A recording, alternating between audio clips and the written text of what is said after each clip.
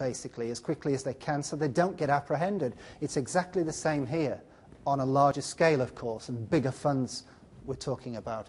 But here they want to be able to kill all the machines in the bot. They want to be able to shut down the servers. They want to be able to cover all of their tracks very quickly. So they build in this sort of fail-safe system to keep themselves protected. Now, within this overall context, the drop zone is the server that they're using to hold the stolen loot. Everything that they've taken from a given individual or that they've siphoned out from a particular business. Of course, they're going to want to have a sort of high availability or failover here too, so they're not going to focus everything in just one location. They're going to use several of these things so that if one of them fails or is discovered, it's not the end of their business. What's in the Trojan Drop-Zone? Well, it's pretty much anything they can gather from a victim computer.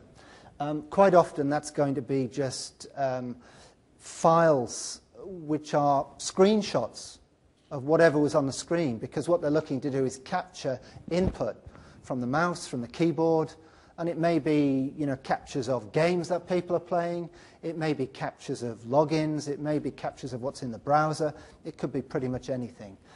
Text files containing information such as passwords, for example, or credit card numbers, also very important to cybercriminals.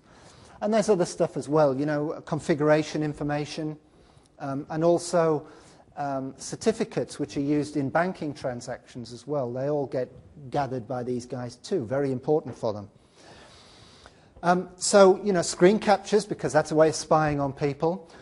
Text files, because that's all the private confidential information, our PINs, our logins, credit cards, passwords. Certificates, as I mentioned, because that adds security to a banking transaction. It's not good enough quite often now for banks, just to say who you are and put your password in. You need extra levels of security. So the bad guys need that stuff as well in order to masquerade as us when they try to log in to our bank account. And then finally, configuration information too. So what about the logs? Well, if you open the logs up, it's fairly easy to read. You can get information on the country of origin, where the victim is. You can get information on what operating system. You can get information on what other resources are on that victim computer. And it's all easily readable. Obviously, such log files also contain financial information specifically. It could be, the CVV numbers from the back of cards. It could be the login and the password. It could be PIN numbers. Anything really that has a financial dimension to it, which gives them the opportunity to be us online and siphon off information from our accounts. They can even go a stage further and actually intercept transactions on the fly. Particularly important, really, where banks have implemented more advanced systems for authenticating the individual customer with the bank, where you've got multi-factor authentication. You don't just have your username and password, but you have some token of kinds which identifies who you are for that particular transaction. So these guys can actually intercept in real time a transaction and reroute the funds that you want to move around, and without you realizing that this is going on, of course. So finally, let's take a look then at the overall profitability profile, if you like. And this is composite information based on intelligence gathering rather than, a particular cybercriminal group. But again, you've got the peaks and troughs, of course. But if you look at the actual trajectory there, it's obviously in the favor of the cybercriminals. 400% growth over 9 months. Now, we're right in the middle of a recession, so clearly that sort of growth rate is enviable for any business. And there's not too many businesses can match that in the present climate, so they're doing pretty well. Yes, there are troughs, and one particular point here, you think, well, minus figures, how do you manage that? Well, if people complain to their credit card company, that money can actually end up back in their account. One thing as well which is borne out by research done by Nico, is the fact that as well, in order to look legitimate, feel legitimate, some of these scareware vendors will actually respond to complaints put to them as well and give money back. It all adds to the kind of semi-legitimacy that they're trying to create out there on the internet.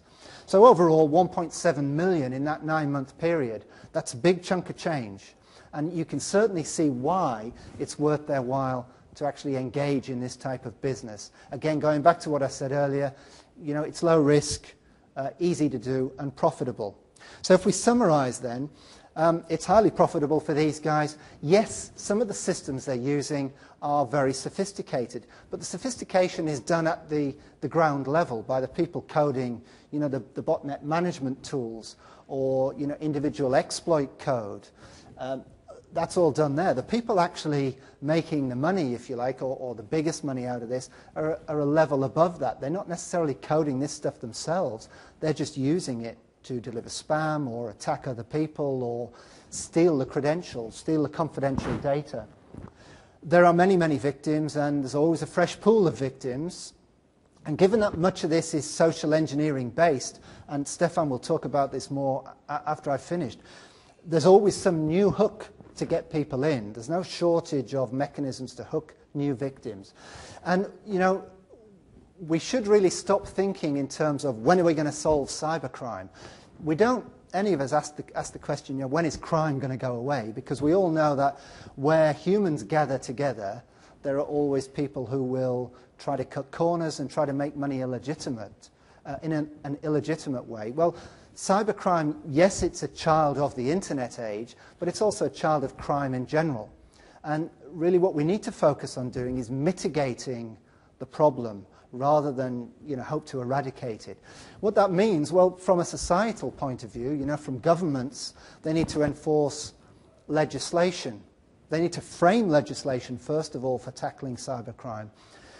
Their job really is to maximize the risk for would-be cybercriminals. The job of technology companies like ours, the job of human resources department in businesses, the job of governments and other agencies within society is to try to develop what I would call an online common sense that will enable us all to minimize our exposure to the potential risk when we go online.